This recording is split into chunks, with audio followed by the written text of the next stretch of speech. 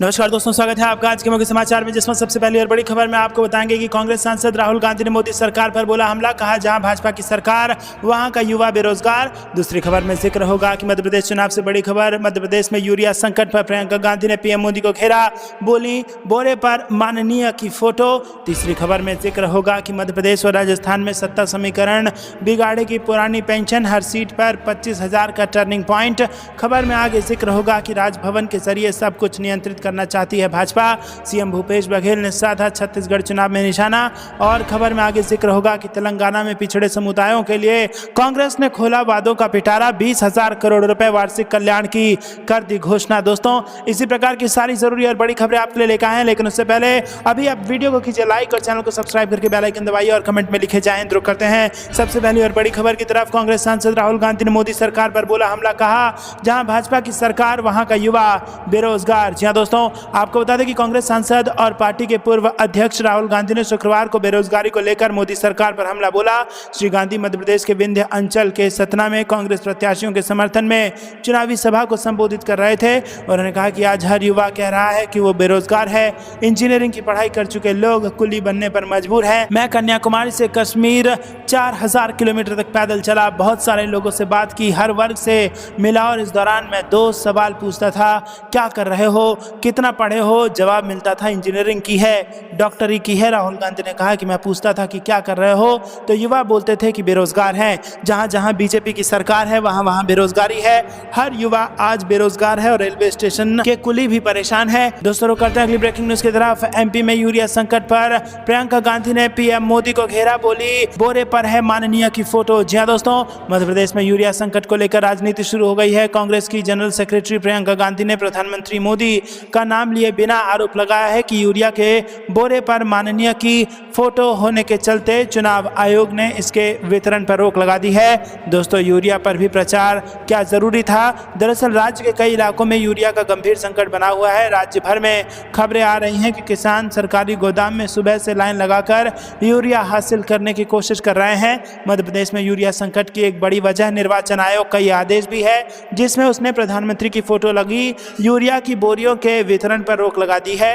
अब इसी मुद्दे को उठाते हुए कांग्रेस महासचिव और स्टार प्रचारक प्रियंका गांधी ने प्रधानमंत्री नरेंद्र मोदी को घेरा है। उन्होंने अपने सोशल मीडिया प्लेटफॉर्म एक्स पर लिखा कि मध्य प्रदेश में किसानों को यूरिया नहीं मिल रही है, लंबी कतारें लगी हुई हैं, जो यूरिया स्टॉक में है वो भी बट नहीं रहा है। और इसकी एक वजह यह भी है कि यूरिया के बोरे पर माननीय की फोटो होने के चलते चुनाव आयोग ने इसके वितरण पर रोक लगा दी है। आखिर क्यों लगाई गई फोटो?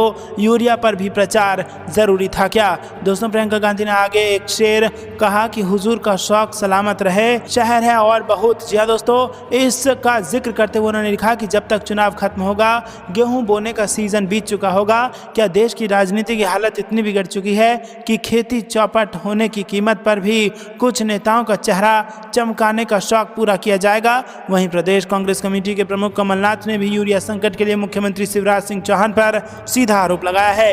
रुक करते हैं अगली ब्रेकिंग न्यूज की तरफ। मध्य प्रदेश और राजस्थान में सत्ता समीकरण बिगाड़ेगी पुरानी पेंशन, हर सीट पर 25,000 का टर्निंग पॉइंट। जी हां दोस्तों, पुरानी पेंशन बहाली के मुद्दे पर केंद्र और विभिन्न प्रदेशों के कर्मचारी संगठन अब लामबंद हो चुके हैं। ओपीएस की मांग को लेकर दिल्ली के रामलीला मैदान में 3 रैलियां आयोजित की गई हैं। चौथी रैली 10 दिसंबर को होगी। National movement for old pension scheme के राष्ट्रीय अध्यक्ष विजय कुमार बंधु कहते हैं 5 राज्यों के विधानसभा चुनाव के नतीजे चौंकाने वाले होंगे। खासतौर पर छत्तीसगढ़, मध्य प्रदेश और राजस्थान में सरकारी कर्मियों का वोट सत्ता समीकरण बिगाड़ने के लिए काफी है।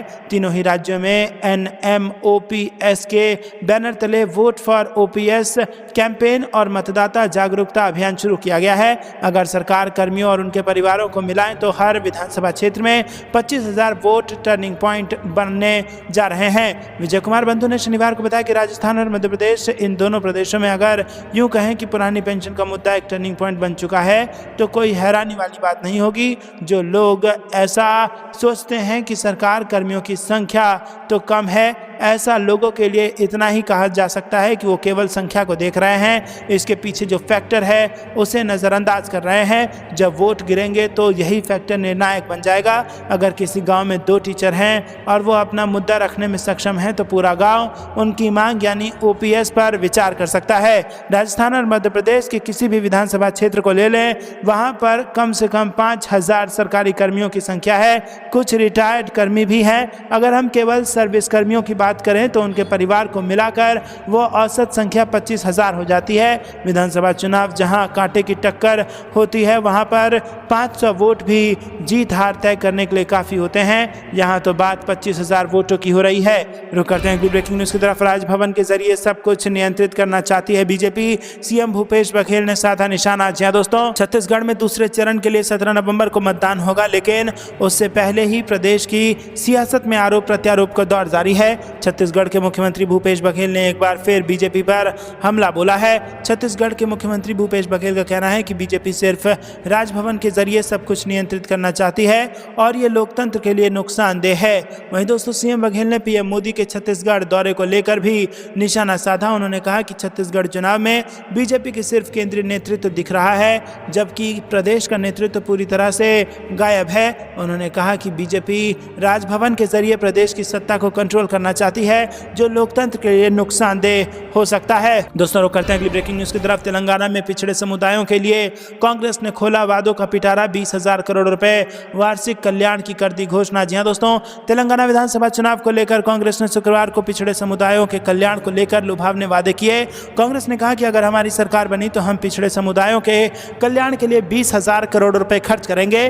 कांग्रेस ने कहा कि ये राशि अगले 5 साल में 1 लाख करोड़ रुपए हो जाएगी। वहीं दोस्तों, कर्नाटक के मुख्यमंत्री सिद्धारमैया ने कामरेड्डी में बीसी समुदाय के लिए कल्याणकारी योजनाओं की घोषणा की। उन्होंने पिछड़े समुदायों के लिए बीसी घोषणा का अनावरण किया और साथ ही कांग्रेस ने तेलंगाना में जातिगत जनगणना कराने का वादा किया। उन्होंने कहा कि सत्ता में आने के 6 महीने के भीतर जाति जनगणना और बीसी आयोग की रिपोर्ट के आधार पर बीसी आरक्षण बढ़ाया जाएगा। वहीं दोस्तों, कांग्रेस ने अपनी घोषणा में तेलंगाना में बीसी कोटा को बढ़ाना का वादा किया और पार्टी ने कहा कि मौजूदा 23% कोटा को बढ़ाकर 42% कर दिया जाएगा, ताकि इस समुदाय के लोगों की राजनीति में अधिक महत्व मिले। दोस्तों, कांग्रेस ने अपनी घोषणा में नवोदय विद्यालय की तर्ज पर प्रत्येक पिछड़े समुदाय के लिए मंडल में गुरुकुलम की स्थापना करने का वादा किया और इसके अलावा पार्टी ने सभी जिलों में एक नया डिग्री कॉलेज स्थापित करने का वादा किया है। रुक करते हैं अगली ब्रेकिंग न्यूज़ की तरफ। उम्मीद नहीं थी सिंधिया परिवार कांग्रेस को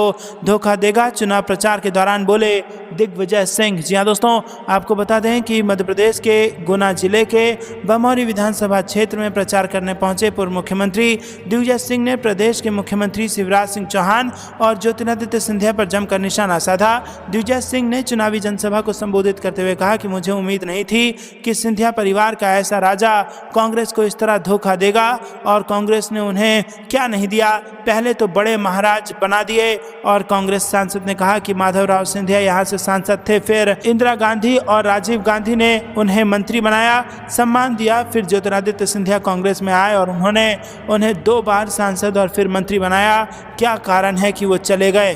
दोस्तों, आपको बता दें कि दिग्विजय सिंह के बयान के बाद भाजपा सांसद ज्योतिरादित्य सिंधिया ने उन पर पलटवार किया है और एक चुनावी रैली को संबोधित करते हुए सिंधिया ने 2003 से पहले मध्य प्रदेश में दिग्विजय सिंह के नेतृत्व वाली कांग्रेस सरकार पर अत्यधिक लापरवाही का आरोप लगाया। दोस्तों, रुक करते हैं अगली ब्रेकिंग न्यूज़ की तरफ। राजस्थान चुनाव से बड़ी खबर, जयपुर में जयराम रमेश का बीजेपी पर निशाना। जी हां दोस्तों, राजस्थान विधानसभा चुनाव के मद्देनजर जयपुर पहुंचे केंद्रीय मंत्री और कांग्रेस नेता जयराम रमेश ने बीजेपी पर जमकर निशाना साधा। उन्होंने कहा कि पीएम राजस्थान मॉडल से घबरा गए हैं और बीजेपी मुद्दा विहीन है। कांग्रेस काम के सहारे है जबकि बीजेपी ईडी और ध्रुवीकरण के सहारे है। जयराम रमेश ने आगे कहा है कि पीएम हमेशा गुजरात मॉडल की बात करते हैं, लेकिन हम कह सकते हैं कि पिछले 5 सालों में राजस्थान मॉडल भी आया है। कांग्रेस नेता जयराम रमेश ने कहा कि चिरंजीवी स्वास्थ्य योजना एक क्रांतिकारी कदम है। बीजेपी पर हमला करते हुए जयराम ने कहा कि ध्रुवीकरण की राजनीति काम नहीं करेगी। कर्नाटक में ही जनता ने ऐसी राजनीति को नकार दिया है। पिछले 5 साल में राजस्थान मॉडल बना है और इसी से पीएम मोदी घबराए हुए हैं और इसी वजह से बार बार ईडी और सीबीआई का इस्तेमाल होता है। दोस्तों, ये थी दिन भर की सारी जरूरी और बड़ी खबरें। तक बने रहने के लिए बहुत बहुत धन्यवाद। जाने से पहले वीडियो को लाइक और चैनल को सब्सक्राइब करके बेल आइकन दबाइए और कमेंट में लिखिए जय हिंद। अभी के लिए इतना ही। जय हिंद, जय भारत।